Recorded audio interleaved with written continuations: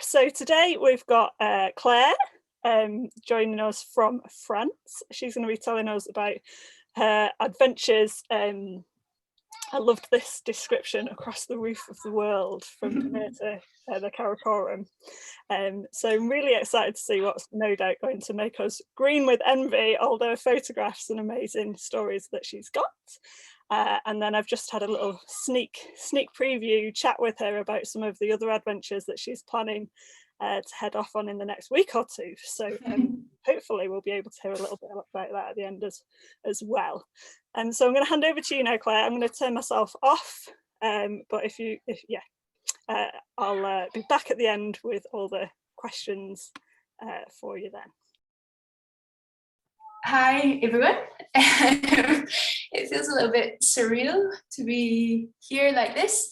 I have been quite lucky to avoid all of this Zoom meetings and things like that, so it feels a bit strange to be sitting in my living room and talking to myself on camera, but hopefully we'll still be able to have a good talk, a good presentation, and I'm hoping to make it as interactive as possible. So keep things coming through on the chat box if you've got any questions as we're going along, and pop them in the question box, and we'll get around to them at the end. So I'm going to start sharing my screen now. Okay, so hopefully everybody can see the presentation. So let's get started. The idea of the talk is, it was initially a sort of behind the scenes, a bit more information on our film Pamir to Karakoram, which is also showing as part of the film festival. But I would like to make it a bit more interactive. I'd like to make it more relevant to you guys. Obviously, it's quite difficult when you're not here. We can't do a show of hands how much experience different people have. So it's essentially going to be a run through of what our trip was like, with a bit about how we prepared for it, how we got the inspiration, and some pointers that we learned along the way that I hope will be relevant for you guys. Then I'll run through the trip and what we learned from it, some anecdotes which we haven't been able to include in the film. And then at the end, it'll be over to you guys to ask all your questions, whether they're about cycle touring in general, this part of the world, making a film while you're cycling, anything that you have to ask. So hopefully you'll find it useful and interesting. I'm hoping it won't be like a kind of one of those slideshow presentations when people get back from holidays and make you sit through it. I'm hoping it'll be a bit more interesting and interactive than that, but here it goes. So a little bit about me. My background is in medicine. I discovered the career of expedition medicine quite soon after I graduated, and launched myself into that. I've been lucky to accompany different trekking and cycling groups all around the world. It's a bit on pause at the moment because of obviously the crisis all around the world, but that's a big part of what I do. I'm training to be a remote and rural GP up in the Highlands in Scotland. I do a lot of my own adventure traveling, like this presentation, like this cycle trip that I'm going to be speaking about. And I also run a travel blog over at .com, which shares our adventures, lets you guys keep up to date with what we are up to. But I also try and put some articles on there about, useful information, things that we've learned, particularly when we're in the country, that if you were to go there and trek or cycle, then that would be useful for you guys as well, hopefully. And that's my Instagram and Facebook handle down at the bottom there as well, if you want to keep up to date with our adventures. This is Antoine, who isn't here. Well, he's here, he's around somewhere, but he's not presenting today because we've just decided that with the language barrier, it's a bit easier for him to do the things in France, me to do the things in English-speaking countries. It's just a little bit less stressful for all of us.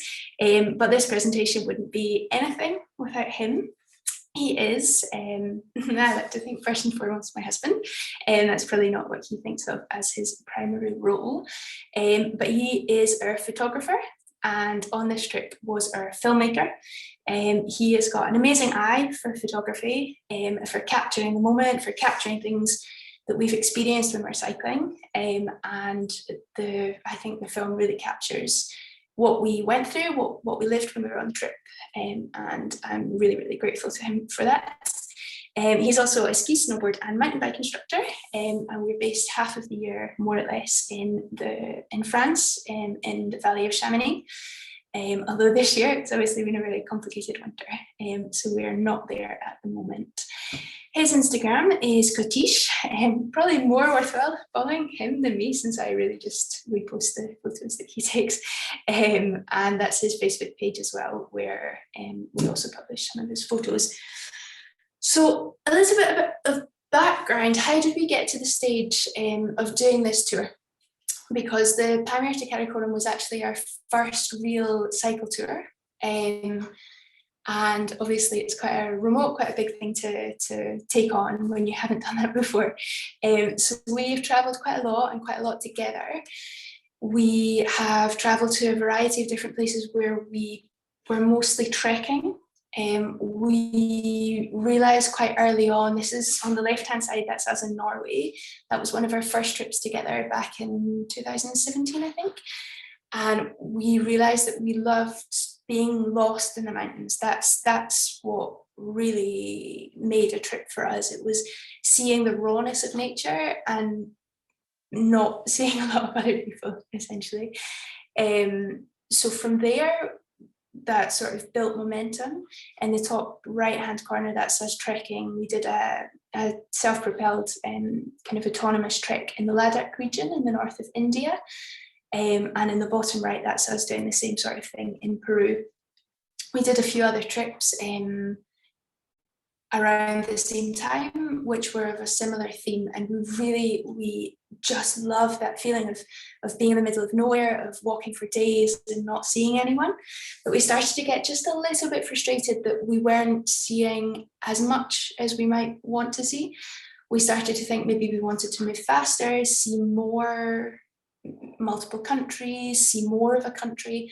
And at the same time, we started wondering, well, if we take a van, it really changes the trip. You don't get to interact with people the same way. And then it sort of came to us naturally, why not travel by bicycle? You're still out there, you're still interacting with the people, and you can still be lost if you pick the right countries, but you just see that bit more, a little bit faster. So how did we choose the route? We take a lot of hitchhikers actually when we're traveling around, and we always make the point of asking them, if they've traveled a lot, what's their favorite place and why. And the names of Tajikistan, Kyrgyzstan, Central Asia, they kept coming up. People talked about how beautiful it was, how remote it was, how friendly the people were. At the same time, Pakistan has always been a kind of dream for us, to go and see the biggest glaciers outside of the polar regions, to go and see these huge mountains like K2. And then once we had realised that we wanted to cycle by bicycle, we started to look at routes in these areas, and the names of Pemi Highway and Karakoram Highway kept popping up. And suddenly we realised they were actually quite close to each other. They're both parts of the old Silk route. And suddenly it seemed like, oh, we can find a way to join those two routes together. And from there, it was kind of decided. It was quite clear. So we had a route. We knew that we wanted to cycle by bike, but we'd never done that before. We had never really done any kind of long distance cycling. We didn't have really any idea of where to start. So this book, I'm sure loads of you are familiar with it, but if you're not and you're thinking of doing a cycle tour, I would recommend it 100%. It was my Bible for weeks. I just carried it around everywhere. It was always in my handbag. I was underlining and highlighting every second word in the book. It talks about everything. It's got rough routes for everywhere, each continent it goes by. But it also has really useful sections on how to choose what kind of bike, because we didn't know, should we take a mountain bike? Should we take a gravel bike? Should we take panniers? Should we have a frame bag set up? So we spent weeks reading through this book, making pros and con lists of everything. And then we kind of started to get an idea of what we were going to do. So on the left there, that's us with our bikes.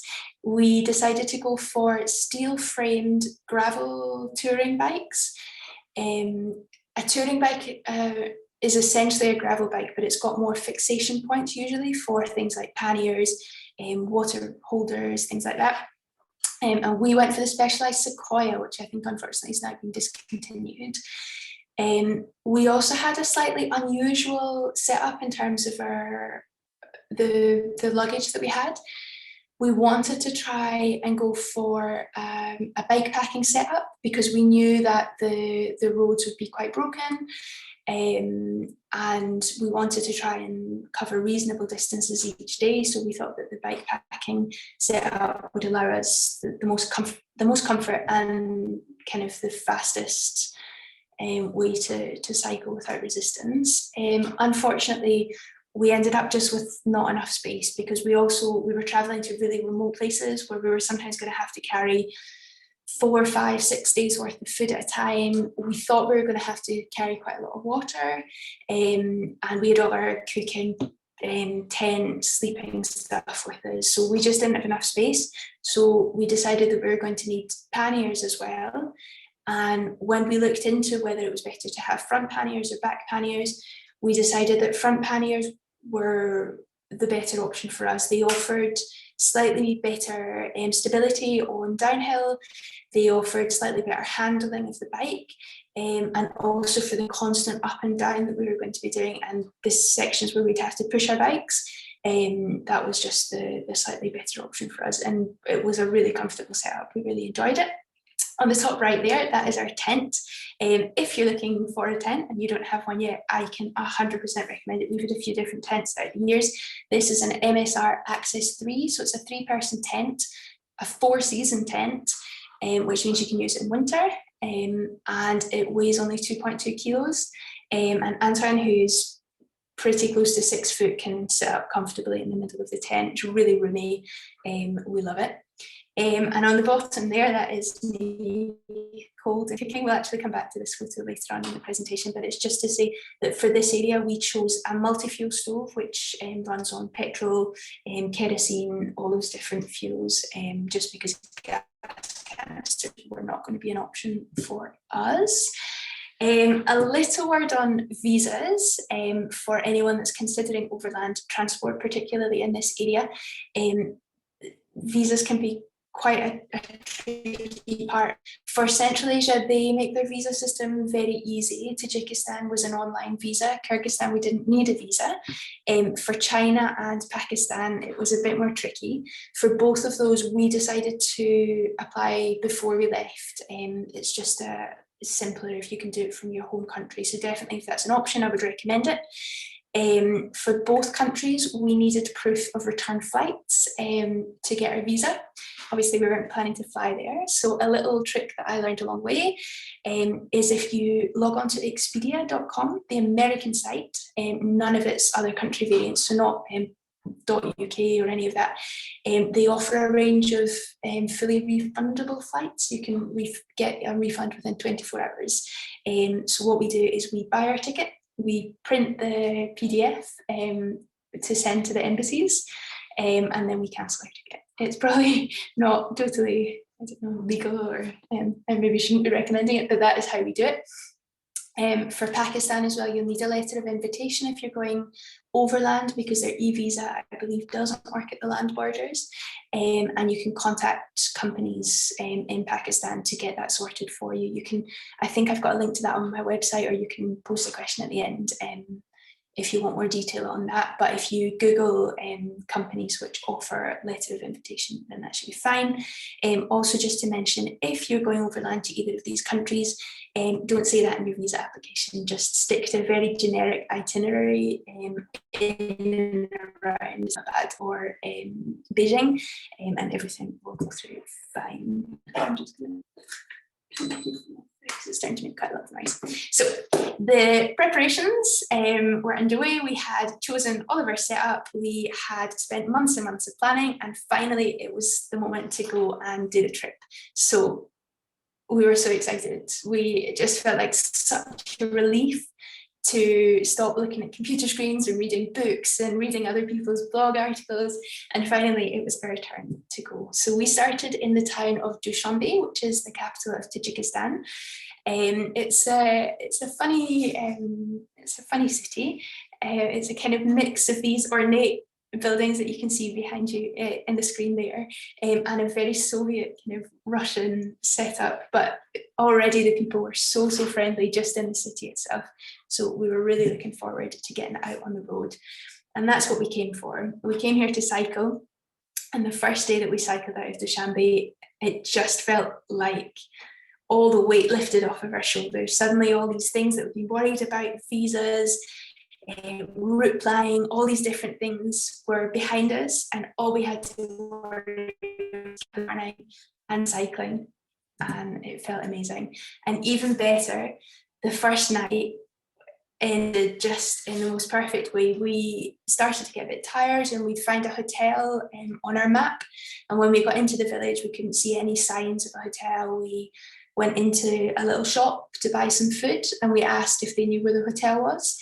And the father and son who had the shop started to chat amongst themselves in Tajik, and then they invited us to sleep in their home for the night. We had about 10 people in with us, most of them from the family, a few friends from the little village, and one of the daughters was learning English at school, so she had her book of all the phrases that she'd learned at school, and we just had such a lovely exchange. They taught us some useful words in Tajik as well, which served us for the rest of the trip. So that was just the perfect way to end the night.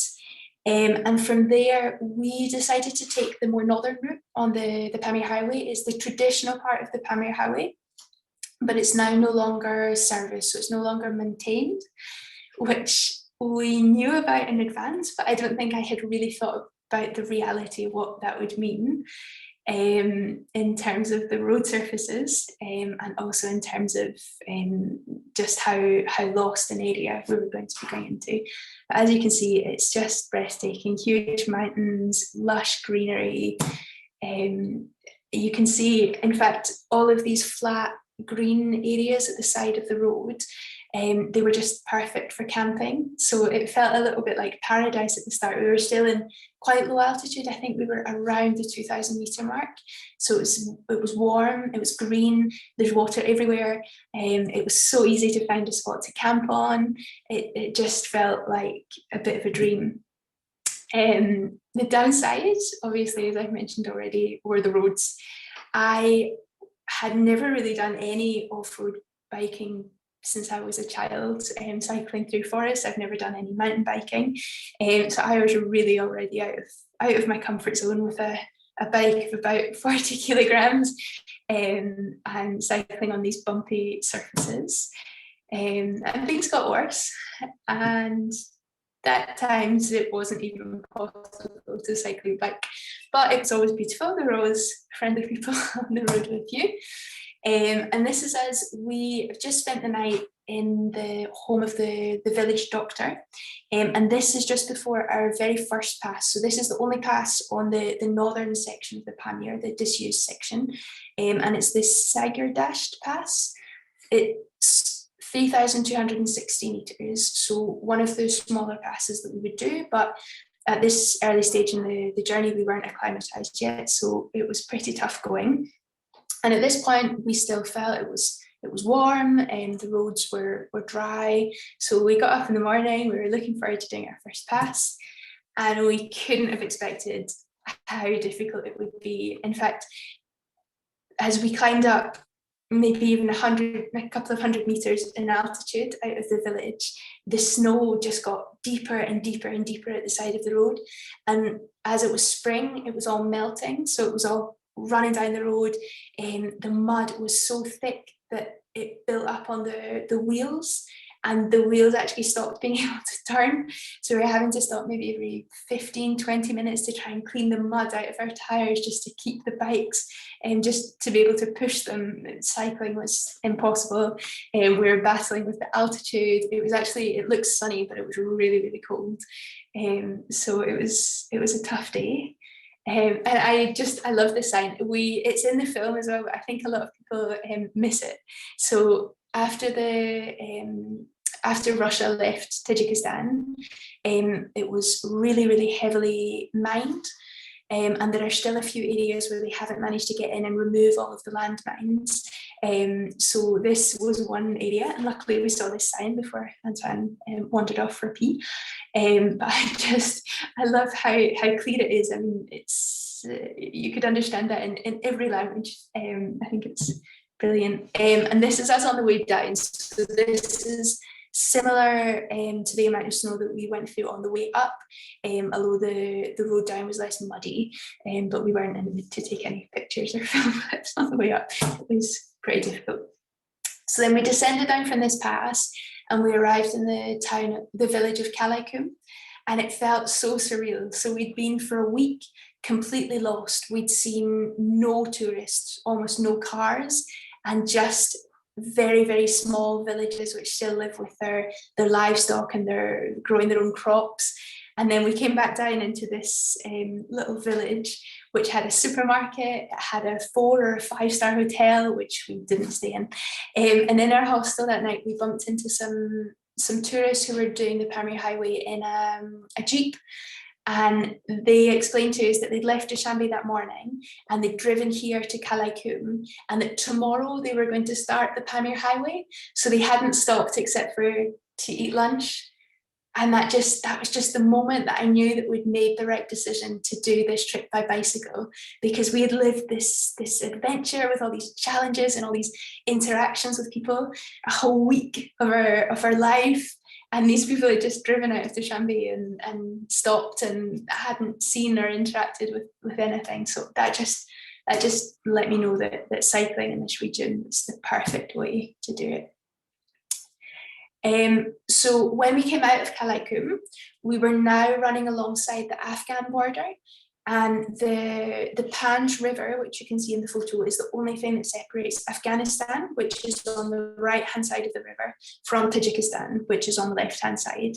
And for me, that just felt really magical. Afghanistan, growing up, I read quite a lot of books that were set in Afghanistan, different people's stories about different wars and different things that had happened in the country. And it just felt like this really faraway place. And suddenly I was just on the other side of a river from it, and it felt really magical.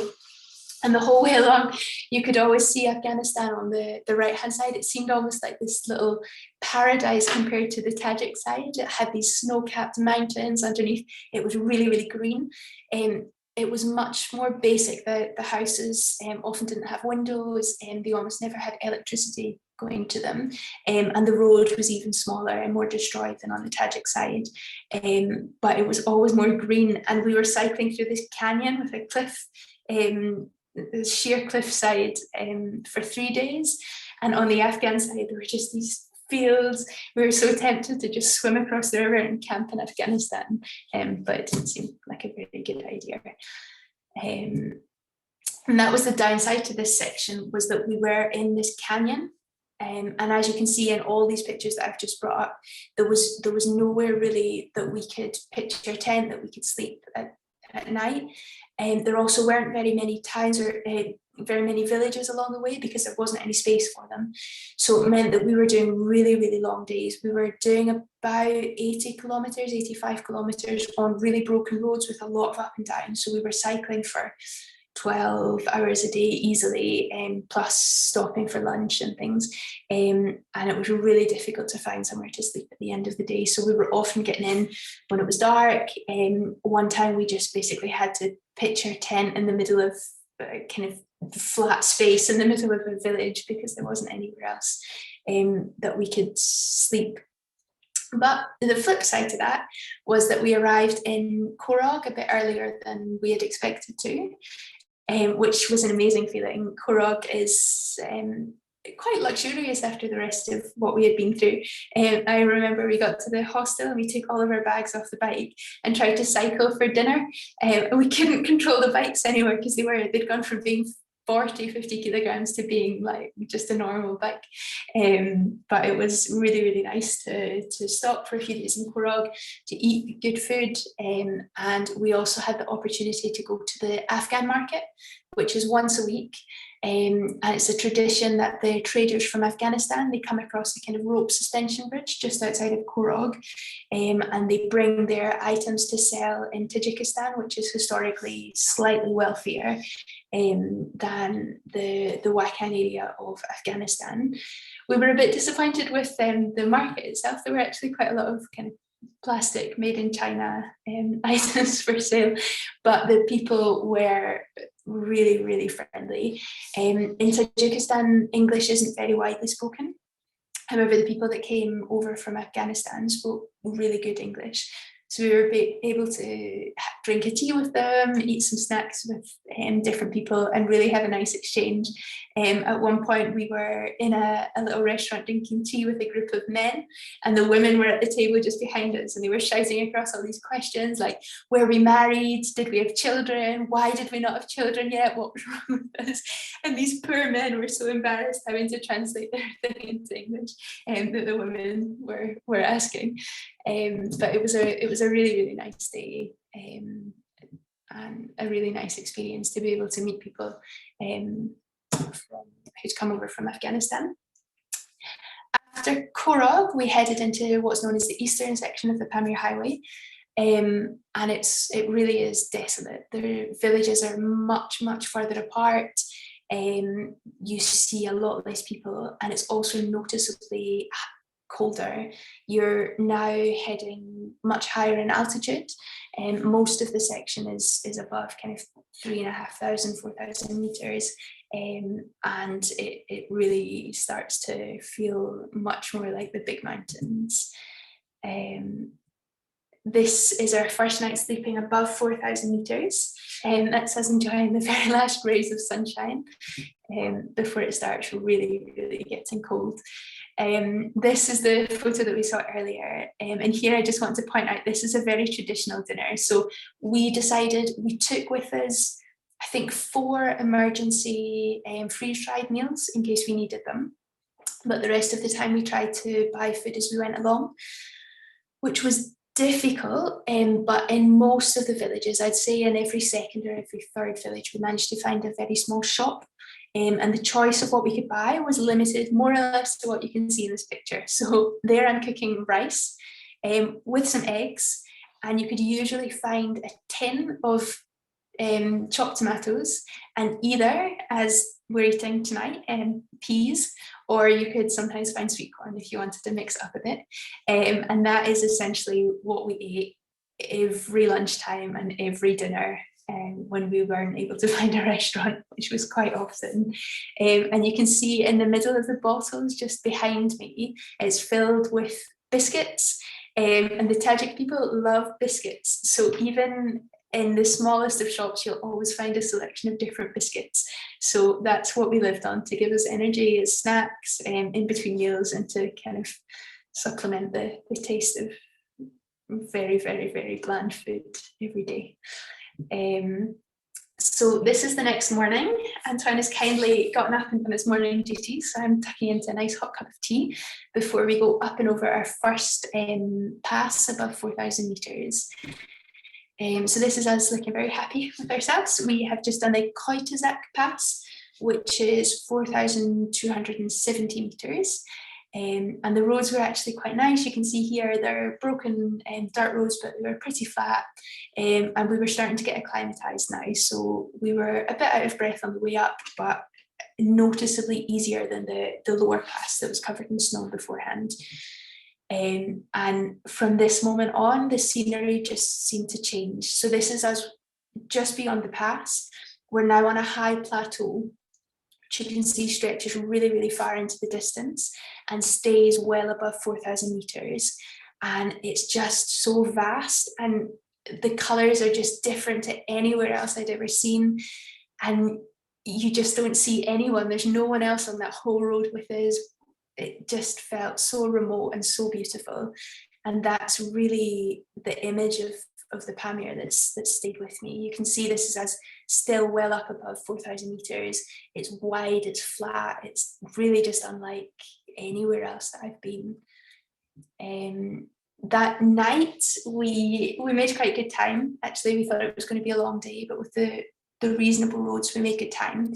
So we decided to make a detour, and this is the village of Bulancool, which is reputed to be the coldest area in the whole of the Pamir.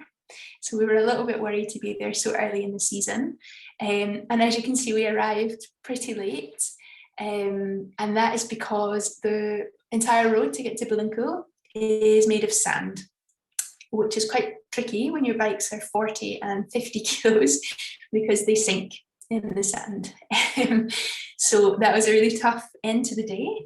But when we woke up the next day, we knew that we'd made the right decision. We were in this tiny, tiny little village in the middle of nowhere next to this beautiful lake and just surrounded by snow-capped mountains. It was really incredible. And everyone in the village was just so friendly. And this is Blanco Lake behind us. And this is one of our very rare drone images that we still have. And this is looking from where we've just come from Bulancool towards Alisher, which will be our next village. And as you can see, the colours, the vastness of the landscape is just breathtaking. I think for both of us, this is one of the highlights of the trip. It felt the whole day, we didn't even notice the effort of being on the bike because it was just so, so beautiful. This area is around a tectonic plate, I think it's called. So there's hot springs, there's geysers. It was just really felt like another world. And this is basically just a nice picture of the bikes, but illustrates quite nicely the setup that I was talking about earlier. So that's our bike packing setup with the front rack, the back seat pack, and the frame pack, and then the panniers. And this is us. We've just come out of Bulancool. We camped the night before and it started snowing. So the next day we cycled the very short distance into Alisher to try and shelter from the snow and hailstorm. And we actually stumbled across the first person in Tajikistan who spoke fluent English. So it was amazing. The storm actually lasted the whole day. So we just stayed in his restaurant. We ate breakfast, lunch and dinner in the same restaurant. And we asked all of our questions that we'd had from the start of the trip that no one had been able to answer. We took the time to learn more phrases in Tajik. And we just passed a really, really nice day with the family in the restaurant. They helped us with our bicycle repairs. They helped us top up with petrol for the stove because we were running low. And then they invited us to sleep in their house that night, even though I'm pretty sure they had a hotel. And that's just really typical of the level of hospitality that we encountered the whole way along. So this is the next day heading towards Murghab, and I am smiling because it's the first and I think only day of the trip that we had the wind behind us. So we are zooming along there on good roads. This is the Nizatash Pass, which is 4,140 meters, and we didn't even feel that we went over it. We just flew along with the wind behind us. We're really well acclimatized now, and this is us arriving in Murghab. So Murghab is reputed to be quite a stoical city, and it's quite famous for its shipping container market. So this that you can see before you is the market for the city or the town, and it's built entirely out of shipping containers. It just has a really end of the world feel to it. You know that this is a town that survives really just on the willpower and the grit of the people. They're really far from anywhere. They have really harsh winters. And they don't have a lot, but they make the most of it, and everyone is really friendly, and the market was really quite a good experience, so definitely recommend. So now we're heading out of Murghab and still continuing on our route towards Kyrgyzstan. we're now climbing up towards the Agbaital Pass, which is the highest pass on the Pemi Highway. And this whole day we had a headwind. So you can see Antoine stopped to take this beautiful photo, and I haven't even stopped. I'm still on the bike doing about 3 or 4 kilometers an hour with this headwind rushing down from the pass and slowing us down. But we made it. We made it up and over the pass. So 6,555 meters. It's the highest pass on the Pamir and should have been the second highest pass that we did on the trip, but I'll explain a bit more about that later. So that's us, again, another rare drone image from the pass. So we made it up in really good time. The road was actually quite good. And we are expecting now to sail down the other side and reach Karakoram Lake. But that is me looking very, very, very unhappy and walking my bike downhill, which is quite a rare occurrence on the trip. But what you can see in this photo is the famous corrugations, which we talk about quite a lot in the film. And you'll definitely hear other people that have done the Pamir on bike talking about these as well. They are basically, with the poor road surface, the harsh conditions and the volume of traffic that goes over them, just lots and lots of ruts in the road, and they are just exactly the wrong size for a bicycle tire. They just explode the bikes. The bags were flapping around, hitting the frame. They were smashed to pieces. They hurt your wrists. They are bum tapping on the saddle. They are just miserable, and there's no speed that you can get to where they're more comfortable to go over. There's no technique that we found that makes them any nicer. So that is me looking quite ready to cry and walking my bike down. So now it's gone from what we thought would be sailing down, reaching Karakoram Lake, to turning into really quite a long, difficult, demoralizing day.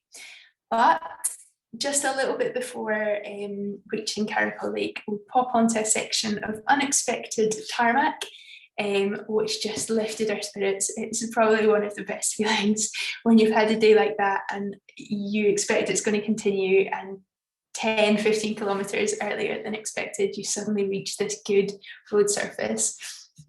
So another good surprise, we came into the little village of Karakoram, and we saw a tiny little sign advertising a traditional homestay in a yurt. So now we're really close to the Kyrgyz border, and the Kyrgyz culture is much stronger here. A lot of the people are ethnically Kyrgyz, so they often live in yurts or live part of the year in yurts, which is less common amongst the Tajik people. And again, this was another moment that I was just so grateful to be there on bicycle, because the sign was so small and we met so many people that had travelled by jeep or by car that hadn't even noticed this yurt when they went past it. And we decided to stay 2 nights in the yurt and really enjoy just being at Lake Karakoram. It was so, so beautiful. And this is now, I think, getting into June, early June time, and the lake's still frozen. So I can only imagine how short a period this lake thaws for.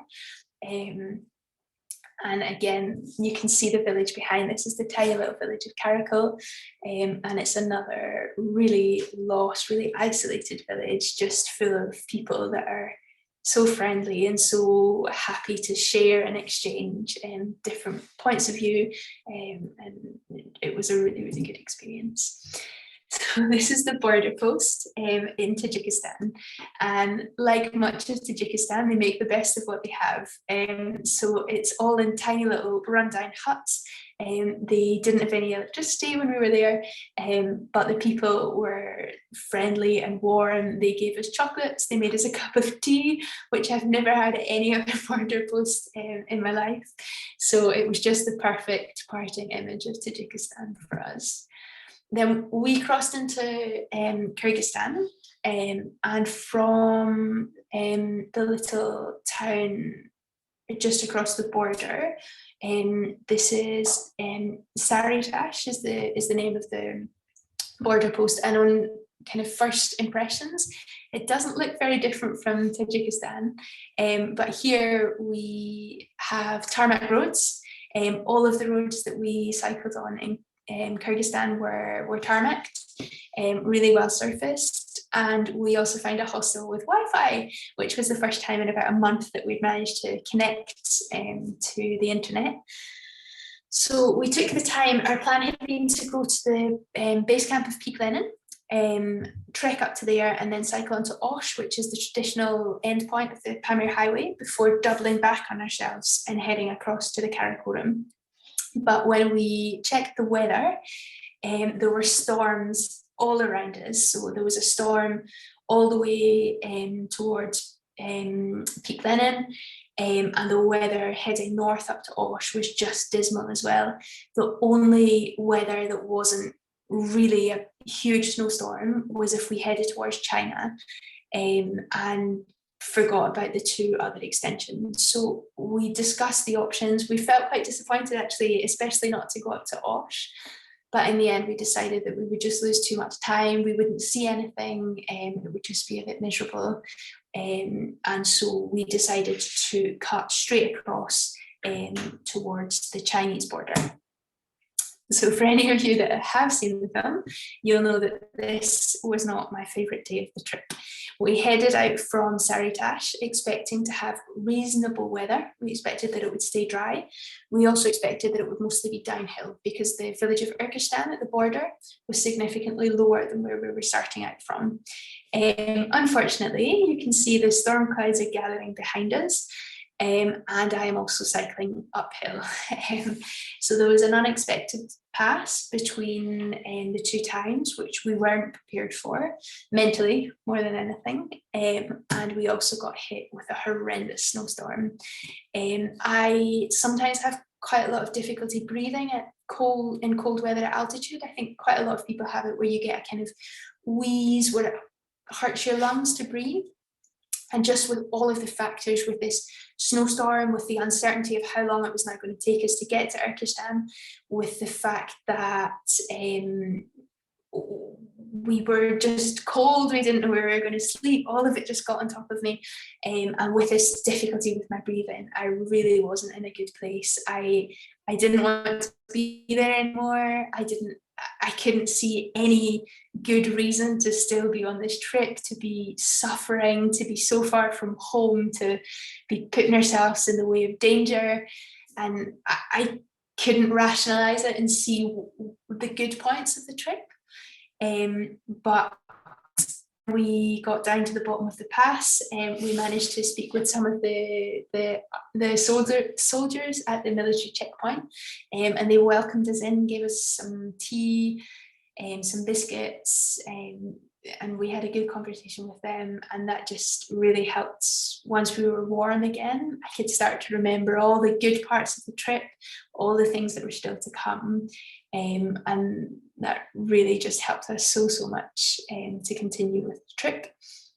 So this is us now at the border town before China, which is the town of Urkistan. And as you can see in the picture, that is the queue of trucks waiting to cross the border. And we are still a couple of kilometers away from the border. So we had not realized, but the Chinese border closes at the weekend, certainly the one with Kyrgyzstan.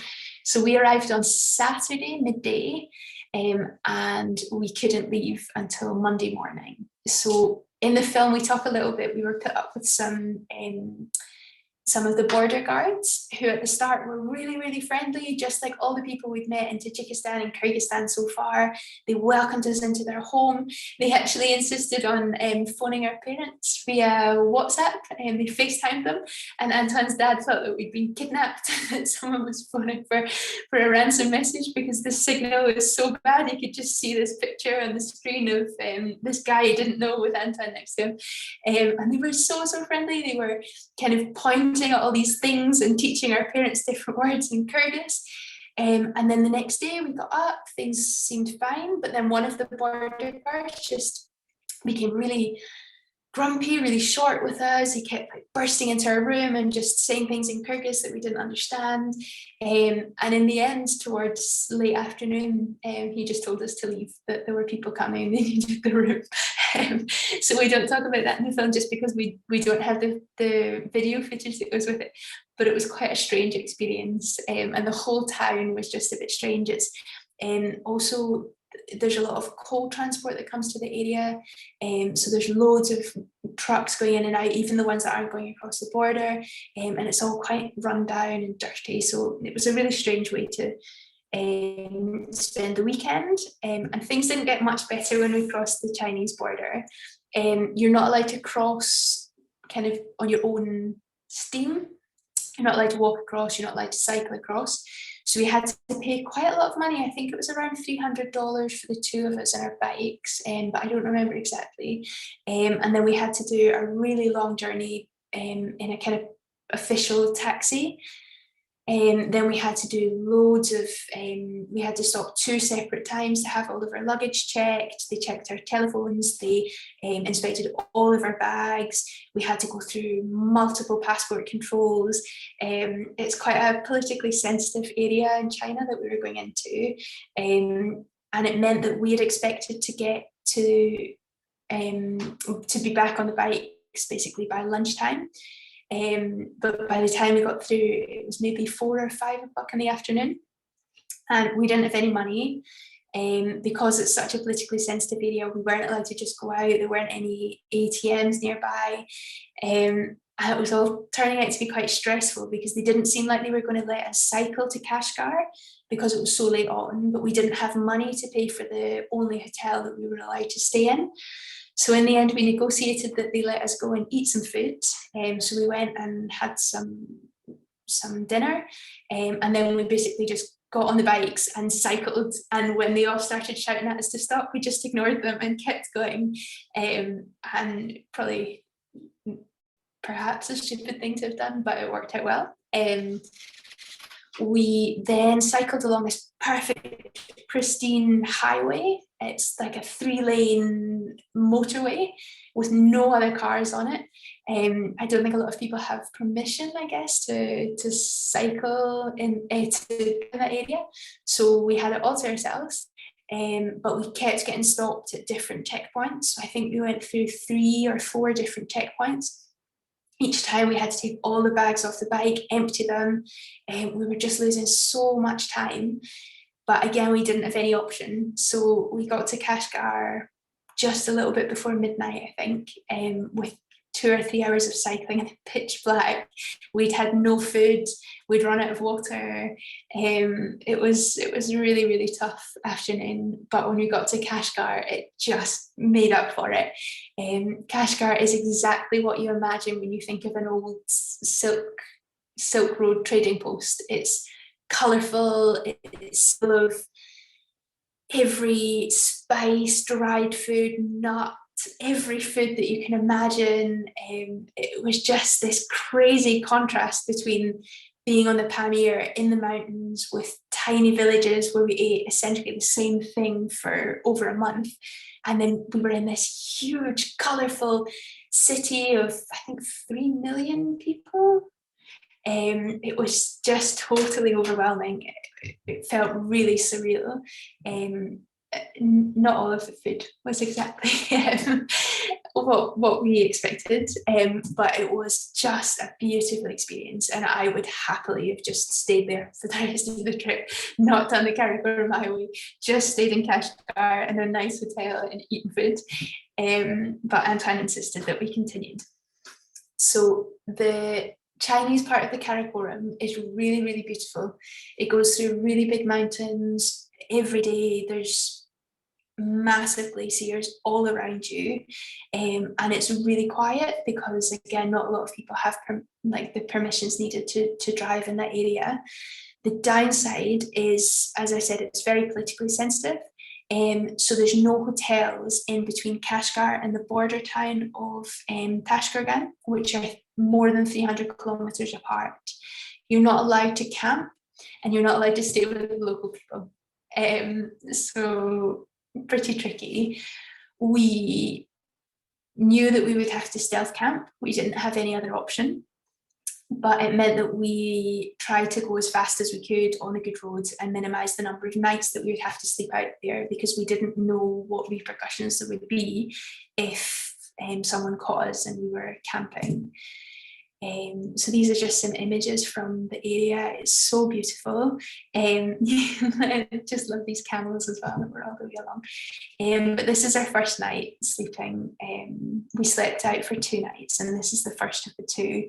And it actually was it just felt horrible. We had to kind of run off the road with all of our stuff, make sure no one was looking. And then we had to kind of tuck into this kind of tunnel under the road, which I think is there in case there's floodwaters coming off the mountains. So we were worried in case there was a big storm overnight.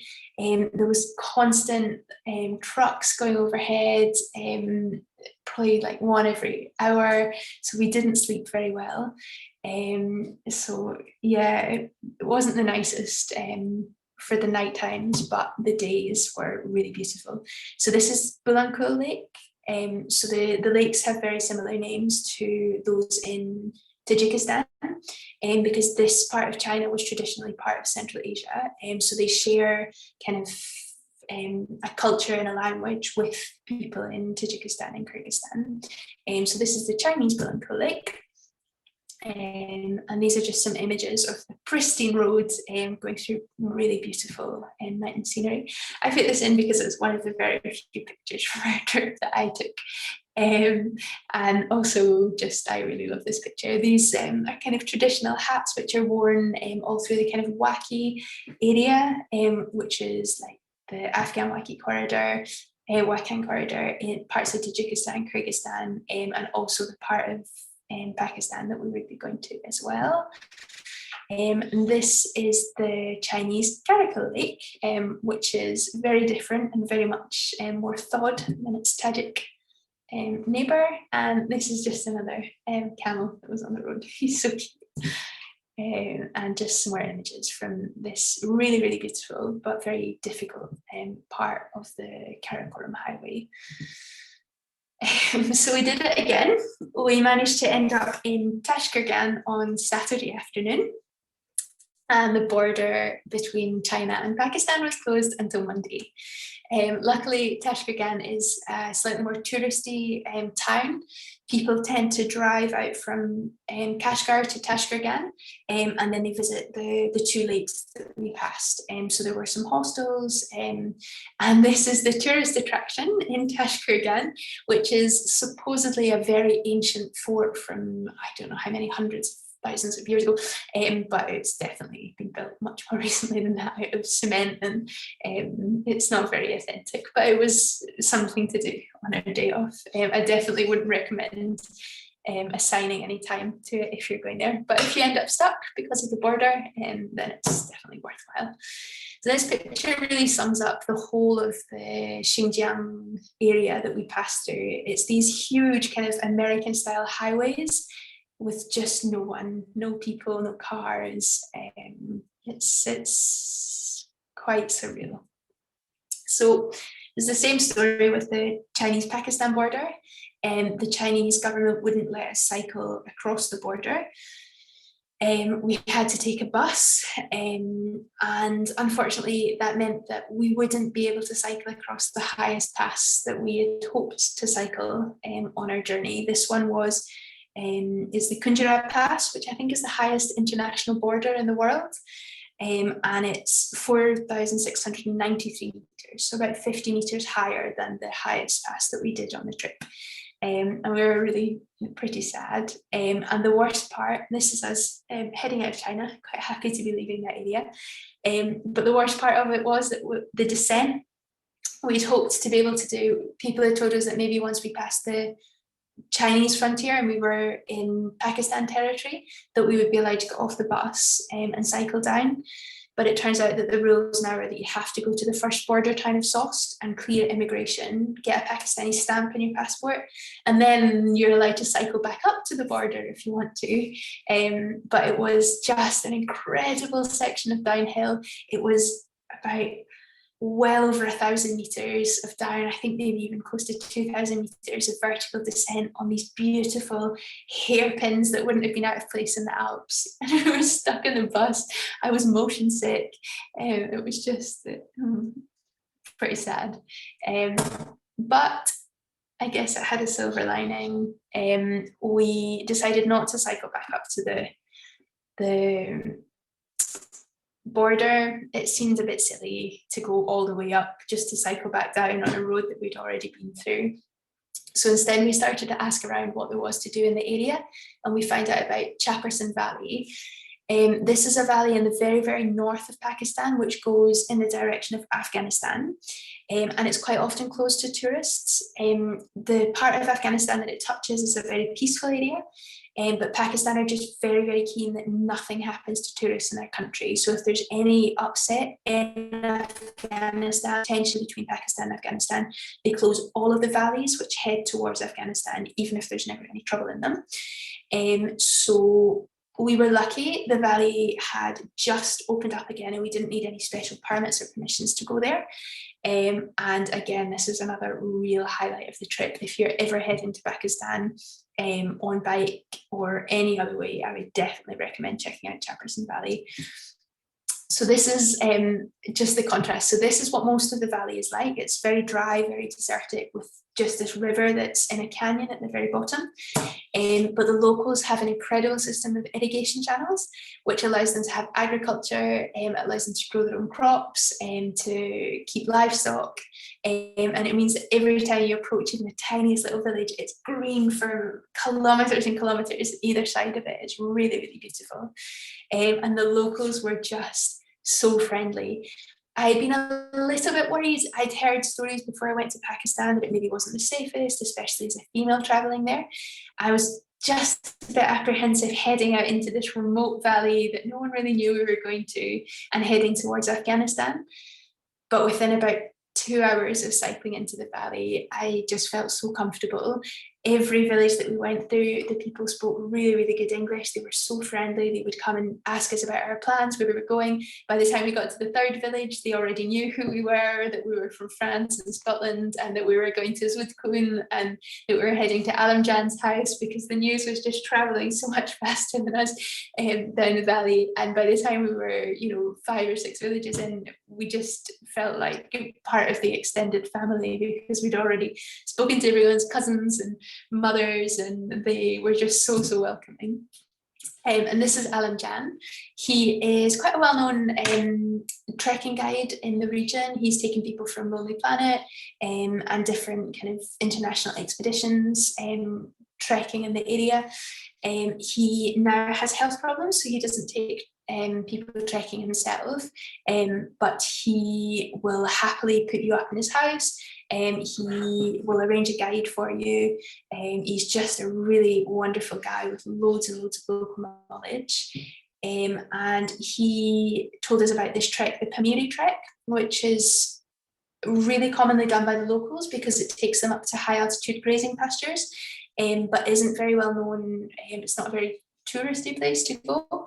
And he hooked us up with Sarwar, who's a good friend of his, and was our guide for the trek, because the little paths to follow are just so faint that I don't think we would have managed to make it up on our own. So we bought some cheap made in China backpacks and shoes from Sos, the little village, before we came in, which had broken by the end of the 4-day trek. But it was really, really, really beautiful. It's a kind of sort of almost like a cul-de-sac kind of valley. And we hiked up, this is me looking really not my best, but looking down on our last campsite along the valley that we came up. And this is us looking into kind of the end of the valley. We're up at about 4,100 meters there. And it's called the Pamir. That's the name of the pasture that you get to, and it's also the name of one of the 7,000 meter summits which are up above us.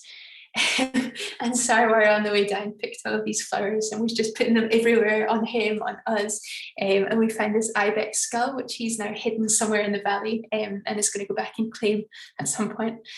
And these were just the night skies all the time when we were camping in Pakistan. It was just incredible. I don't think I've ever seen a Milky Way like it at any other time.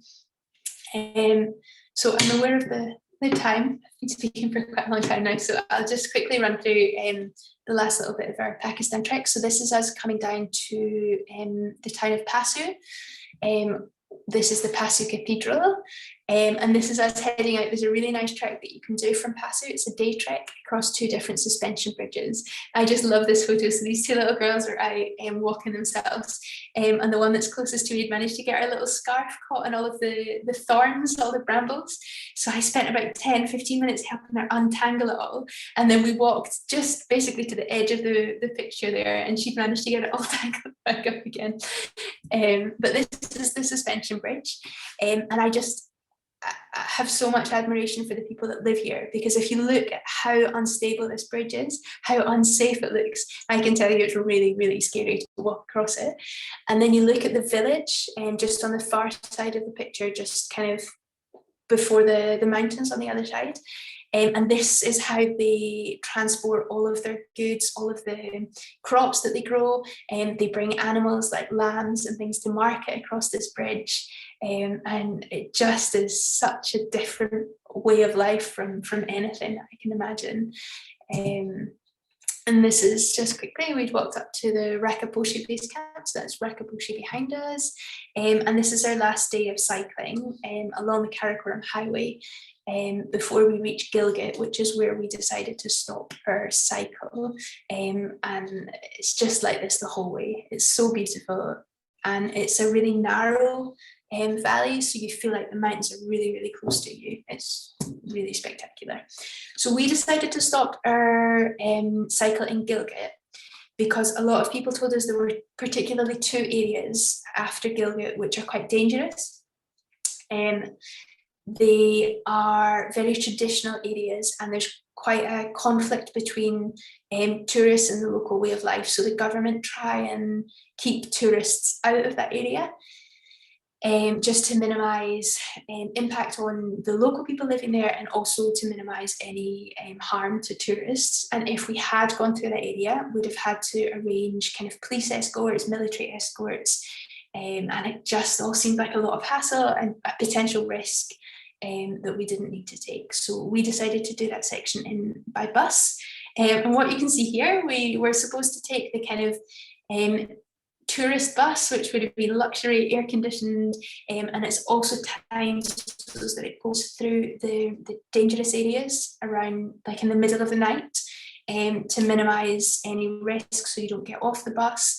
We had to charge our bikes onto the bus, so we had to take the cheapest bus available so that it had roof storage, and we went through the dangerous areas kind of in the middle of the day, and we stopped once for a toilet break, once for food, and once for a tea break, but we actually didn't have any issues in the area. Everyone was perfectly friendly. So then we took the bus to Islamabad, and from Islamabad we took the train down to where we have left our bikes. The plan had been to leave the bikes at my friend's house and then take them back last spring and continue our trip through Asia, through India and into Nepal. That obviously didn't happen thanks to the world pandemic, but we had a really wonderful train journey down. We left our bikes there, and we're still hoping to continue the next chapter. So that's our trip. I hope it was interesting. I hope I haven't bored you all. And I hope that it was useful to talk about some of our preparations. But I guess now over to you guys if you've got questions, if you've got any remarks from the talk at all. I'm really happy to answer them.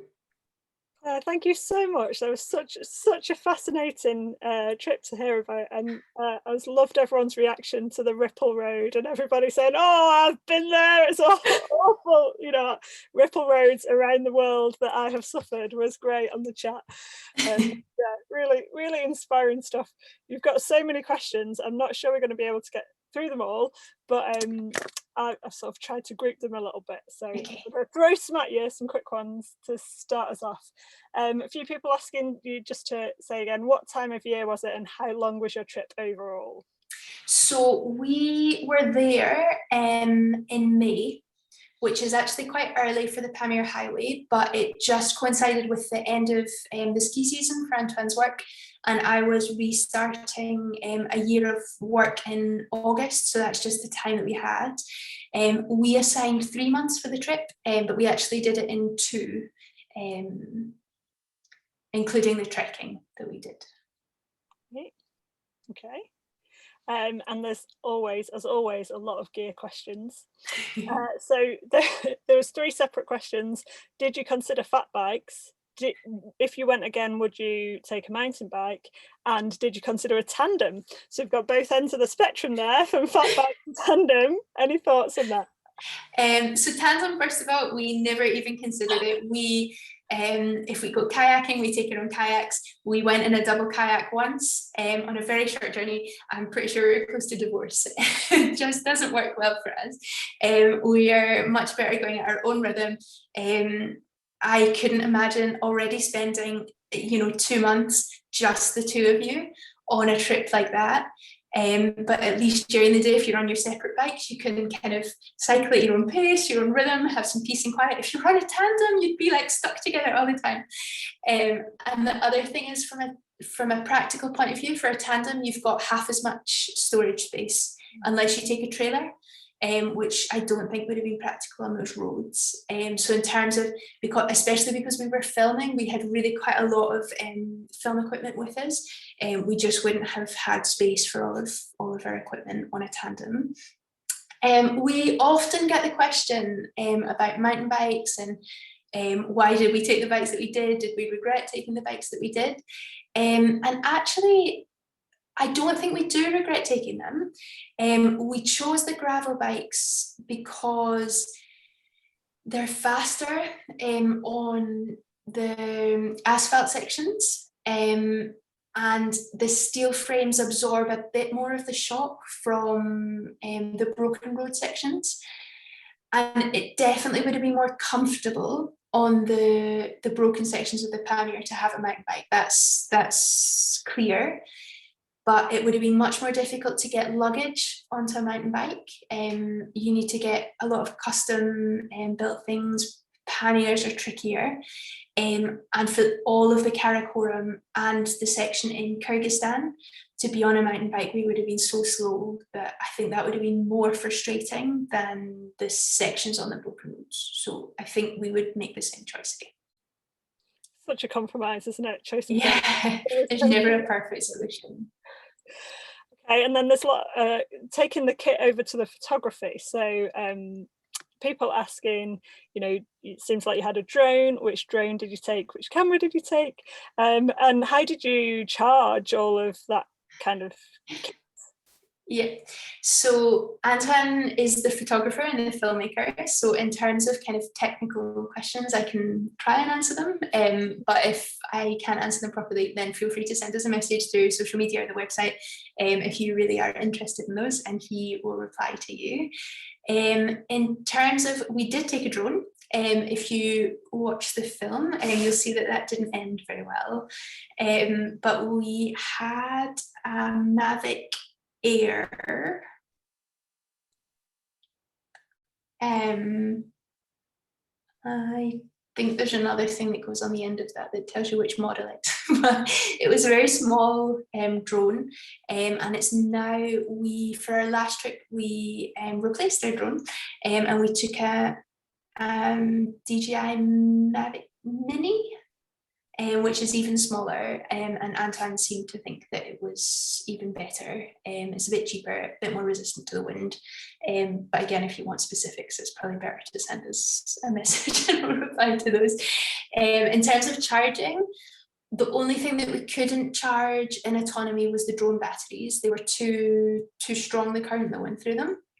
But camera batteries, we had an Osmo Pocket, which we did quite a lot of filming with, and the GoPro, we could charge all of those with what we did was we took 2 solar panels, 2 external batteries, and we charged the external batteries from the solar panel, and then we charged our equipment from the external battery to avoid kind of the wear and tear of the equipment battery with the solar panel if it dropped, you know, if it was cutting current all of the time.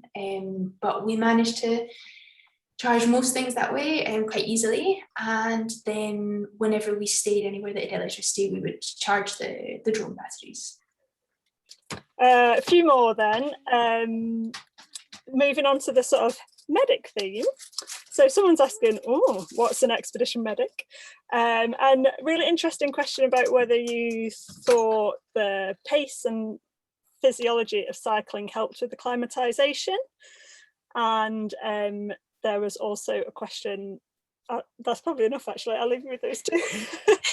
Sorry, I didn't quite understand the question about the physiology.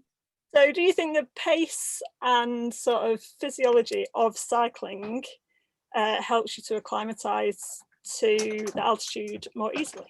Okay, I actually would say the opposite. From my experience of trekking at altitude and cycling at altitude, I find it easier to reduce the amount of effort trekking. You can walk slower, it's easier to tell yourself that you're going to take a break. I find it easier to drink when I'm trekking. On a bike, especially because as we were going up to the passes, it was often quite steep. I find myself much more often out of breath, going a bit faster than I probably should have. And I think both of us suffered a bit more with mild headaches, loss of appetite and things like that on the bicycle trip compared to when we've been trekking in the past. Yeah, so I actually would say the opposite. Yeah, I think that's a really good point with the drinking actually. Yeah. It's harder to keep on top of it on a bike, isn't it? Sorry, what was the other question? And then one about your thoughts on sort of COVID and touring in times of COVID, and you mentioned earlier that you've got plans to head off again soon, and Yeah. I guess just what are the issues that you sort of anticipate in the months to come? So it's a really tricky issue, and I think a lot of people have different opinions on whether we should be touring at all, whether it's a good idea. We are currently in a country which isn't locked down, and we're traveling. We've got upcoming plans. Our next trip is going to be trekking. We've left our bikes in Pakistan, but because of the weather now, we have to go in the opposite direction to get them back. So we're basically going to walk from Nepal to get our bikes in Pakistan.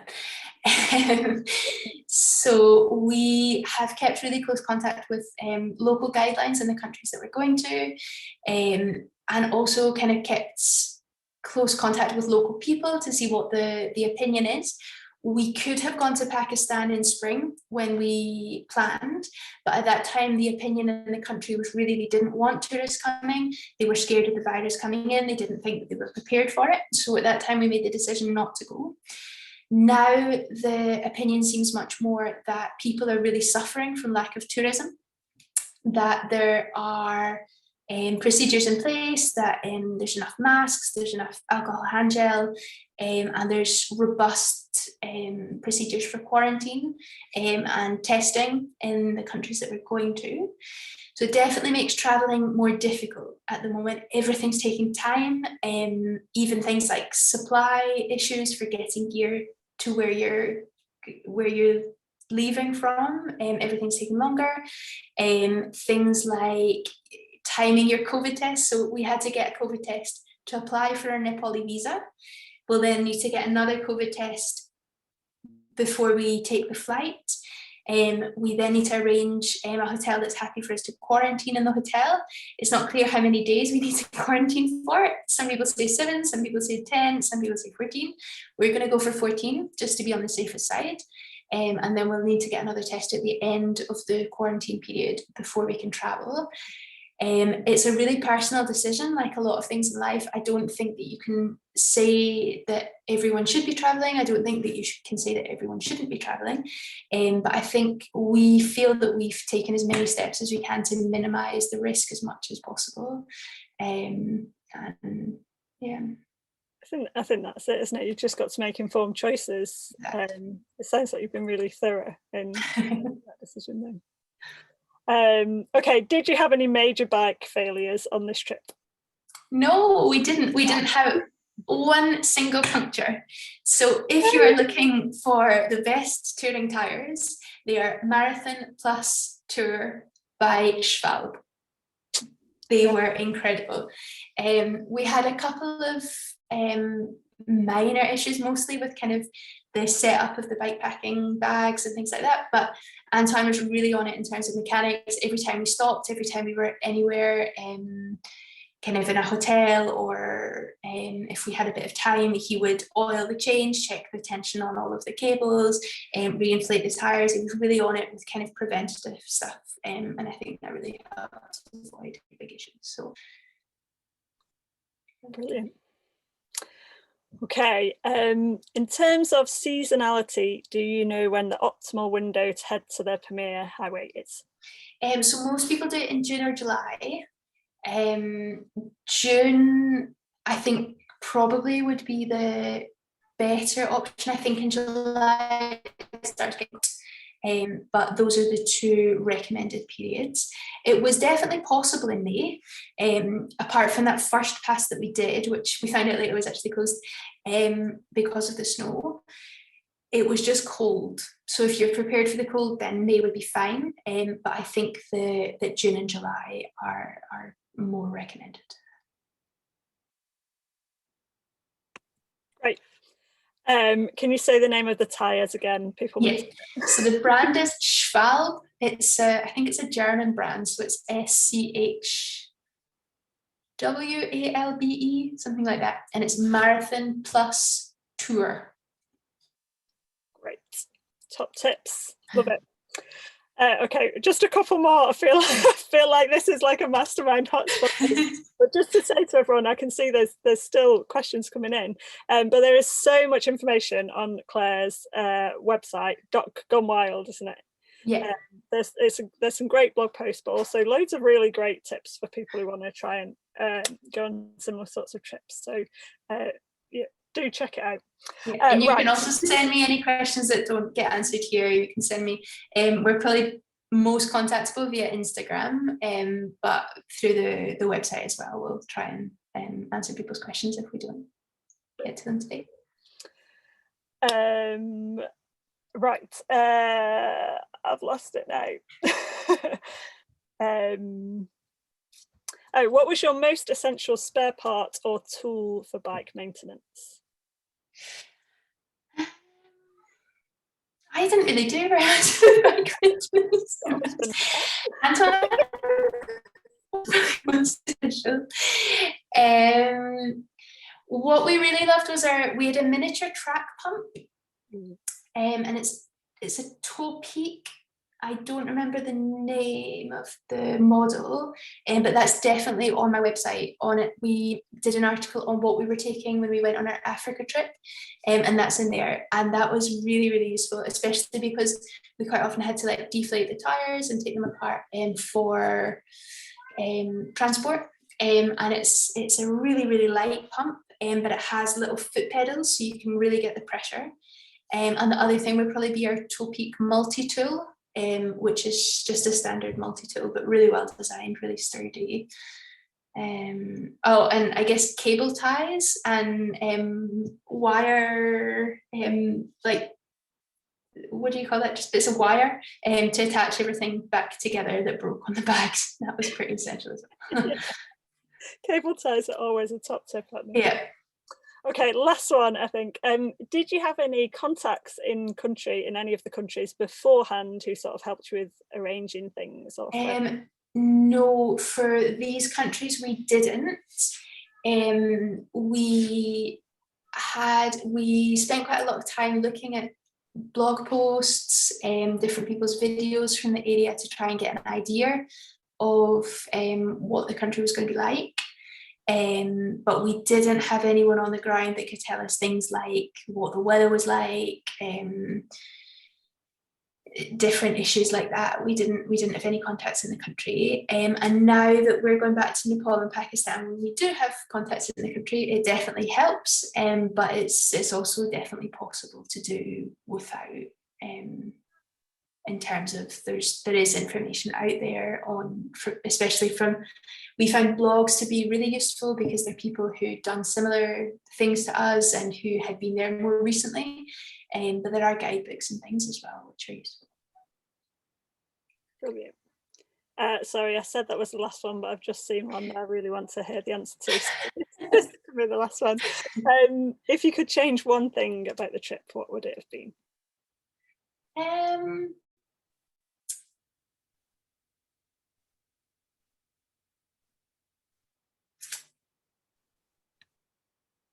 The food in Tajikistan. No, I think the thing I would have changed would be the weather for the section when we were in Saritash in Kyrgyzstan, because in the end we definitely would have had the time to do what we planned to do, to go and trek to base camp of Peak Lenin, and then also to carry on up to Osh. But I think we made the right decision considering how bad the weather was in the section that wasn't hit by a storm. I think if we had pushed on, because we were conscious of the time, I think if we pushed on to either of the other places, we'd have been in quite a lot of trouble. But if I could change something, I would change the weather at that time, so that we could have carried on and did a bit of the trip. But apart from that, I think everywhere we went to, I think we passed by the correct route. I'm happy with the time of year that we went, even if it was tricky. It meant that we were really alone on the roads. Yeah, I think apart from that, I think it's great. Oh, thank you so much. It's been a lovely afternoon hearing about all of this. So yeah, just to let everyone know, the film that these guys made about this trip is on the film section of the Cycletorian website. So if you want to see more of that amazing imagery or hear more about the trip, you could find out what happened to the drone. Find out what happened to it. Lots of people have been putting in the chat that they've watched the film already and how amazing it is. So definitely check that one out. And there's a top tip coming back for you, Claire, from the chat as well, which is if you do need to stealth camp, don't take a bright orange tent next time. That is a very, very good point. But yeah, thank you so much. It's been really great to get your chats, and we'll look forward to hearing more about your trips in the future, I'm sure, at future festivals. So yeah, that'd be good. Cool. Well, thank you to everyone who's been listening from home. Thanks for all your comments, your questions, and as I said, if you've got any questions that haven't been answered or anything you think of, then definitely just get in touch. We really like to encourage people that want to do some other trips, and to share what we learned from our trips. Okay.